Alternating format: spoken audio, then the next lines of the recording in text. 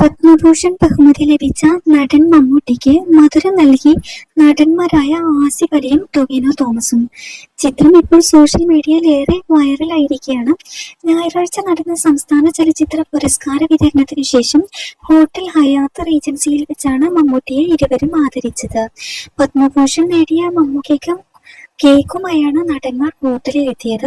തുടർന്ന് മധുരം നൽകി സന്തോഷം പങ്കുവച്ചു. മികച്ച നടനുള്ള സംസ്ഥാന ചലച്ചിത്ര പുരസ്കാരം മമ്മൂട്ടി മുഖ്യമന്ത്രിയിൽ നിന്ന് ഏറ്റുവാങ്ങിയിരുന്നു. ആസിഫ് അലിക്കും ടൊവിനോ തോമസിനും പ്രത്യേക ജൂറി പരാമർശം ലഭിച്ചിരുന്നു.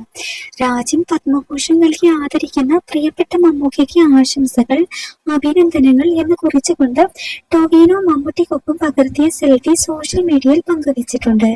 പത്മഭൂഷൺ ലഭിച്ചതിൽ അതിയായ സന്തോഷമുണ്ടെന്നും രാജ്യം ആദരിക്കുക എന്നതിനേക്കാൾ വലിയൊരു ആദരമില്ലെന്നും ഒരിക്കലും പ്രതീക്ഷിച്ചിരുന്നില്ലെന്നും മമ്മൂട്ടി പ്രതികരിച്ചിരിക്കുകയാണ്.